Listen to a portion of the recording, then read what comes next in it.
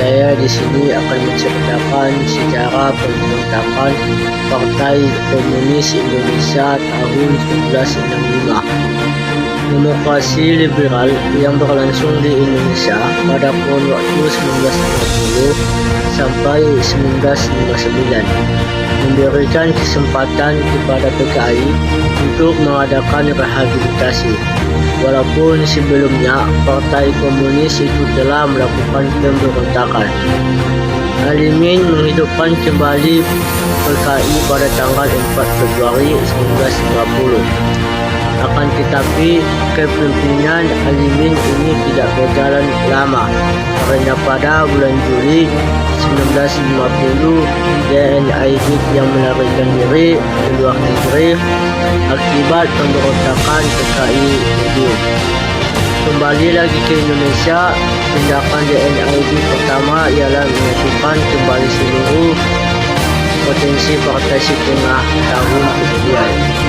DNID berhasil mengambil alih kepemimpinan PKI dan mengintensifkan propaganda untuk merehabilitasi nama PKI dengan mengeluarkan buku-buku tentang pemberontakan Madio PKI. Sekretariat Negara Republik Indonesia 1992. Pada masa demokrasi liberal, PKI dapat dikatakan menemukan dirinya kembali serta bangkit dari kematian. Singkatnya, pasca pemberontakan di Madiun 1948, pada masa ini PKI mampu mensejajarkan dirinya dengan partai-partai besar lainnya. Bahkan PKI termasuk salah satu dari 4 partai besar pada saat itu.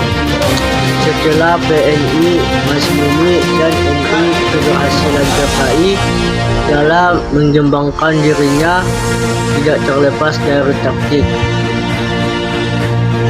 dan propaganda para pimpinan PKI. Kesadaran bahwa untuk dapat menjadi nomor satu tidaklah cukup dengan basis massa yang besar, namun juga harus didukung dengan kemampuan berpolitik dengan kecerdikan dalam memanfaatkan peluang-peluang yang ada.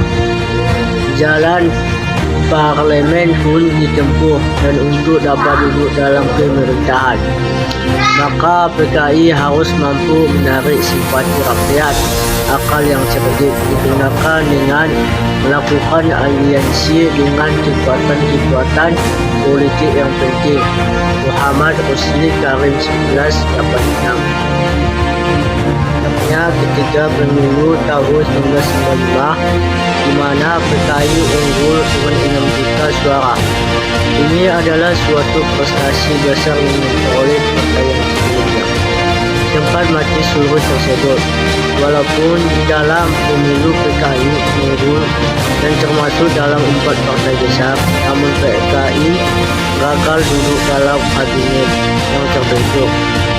Presiden Soekarno yang dari awal sudah menaruh simpati yang besar pada PKI dan menginginkan agar PKI diikutsertakan dalam kabinet dengan pertimbangan bahwa PKI berhasil mengumpulkan suara yang cukup besar dalam pemilu. Namun usaha Presiden Soekarno tersebut tidak berhasil. Pengaruh NU dan Masyumi cukup mampu menjegal masuknya PKI dalam kabinet. Kabinet yang terbentuk itu dinamakan Kabinet Ali Sastro Hamijoyo. Erik A. Nurdinger 1990. Gagalnya PKI untuk masuk dalam kabinet tersebut tidak berarti bahwa PKI akan berhenti sampai di situ. Bukan juga berarti bahwa PKI telah kehabisan peluang dan kesempatan. Terpisahnya Dewi Tunggal Soekarno-Hatta pada tahun 1956 telah memberi angin agar dan peluang yang sangat menguntungkan bagi PKI, karena PKI akan semakin leluasa untuk mendekati Presiden Soekarno. Usaha PKI ini memang tidak sia-sia. PKI menjadi dekat dengan Soekarno, puncaknya ketika PKI memberikan dukungan penuh ketika Presiden Soekarno mengumumkan konsep yang kemudian dikenal dengan konsep demokrasi, terpimpin dengan alasan untuk menyelamatkan negara dari perpecahan karena banyak terjadi ketegangan politik pada masa pemerintahan Kabinet Ali Sastro Hamijoyo II. PKI mendukung penuh konsep tersebut dan kemudian duduk dalam kabinet gotong royong yang dibentuk oleh Presiden Soekarno, walaupun banyak kalangan yang menentang Erik A. Thohir 1910. Menjelang terjadinya peristiwa 1 Oktober 1965, pasca demokrasi terpimpin, posisi PKI memang baik karena Presiden Soekarno sangat melindungi PKI. PKI sendiri secara tidak langsung adalah salah satu kekuatan Presiden Soekarno, sehingga membuat TNI ada antipati terhadap PKI. Meningkatnya suhu politik saat itu jelas berkaitan dengan pertanyaan tentang siapa pengganti Soekarno bila beliau wafat. Saat itu hanya ada 2 kandidat yang sering disebut-sebut, yaitu A. Yani dan Jenderal A.H. Nasution. Di sisi lain, pihak komunis tidak menginginkan tampilnya pimpinan AD sebagai pengganti Soekarno karena sebagai pengalaman konfrontasi tajam antara AD dan PKI, proyek historiografi Center for Analysis 2005, suhu politik tahun 1965 semakin panas karena jatuh sakitnya Soekarno dan kecermasan PKI. Jika sewaktu-waktu TNI AD akan mengayang mereka, isu sakitnya Soekarno membuat panik kalangan PKI. Dan AD selaku pimpinan PKI terbawa oleh bayangan sendiri yang mengerikan. Maka untuk menyelamatkan PKI, AD berusaha meyakinkan kalangan PKI dengan suatu gagasan bahwa ada Dewan Jenderal di dalam Angkatan Darat yang akan melakukan perebutan kekuasaan.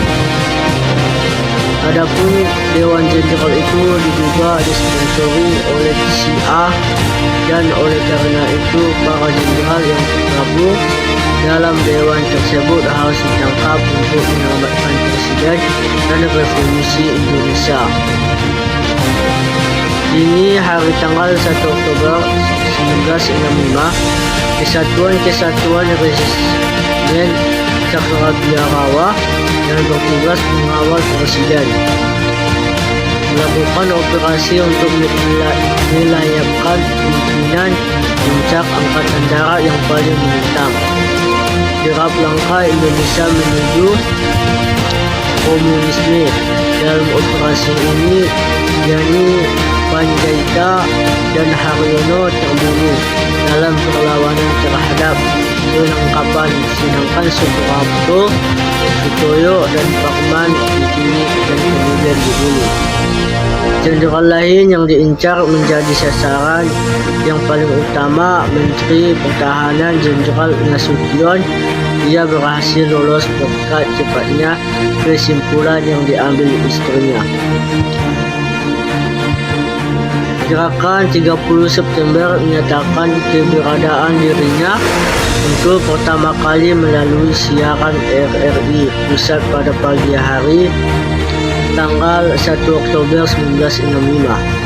Pasukan yang setia kepada G30S menduduki stasiun pusat RRI dan memaksa sang penyiar membacakan sebuah dokumen terketik untuk siaran pagi itu.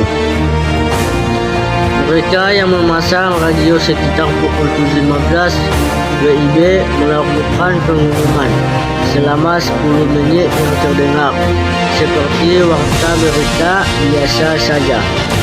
Suara yang menjelabui dari orang ketiga ini memberi suasana berita yang menenteramkan, seakan-akan para penyiar RRI masih bertugas seperti biasa dan tidak ada pasukan bersenjata menyerbu masuk. Satu-satunya anggota G30S yang namanya diumumkan dalam pernyataan pertama itu adalah Letkol Untung. Ia menyatakan diri sebagai komandan batalion pasukan awal presiden yang bermaksud mencegah kontra revolusioner oleh sebutan kelompok yang dikenal sebagai Dewan Jenderal Patet Kasenga 2015.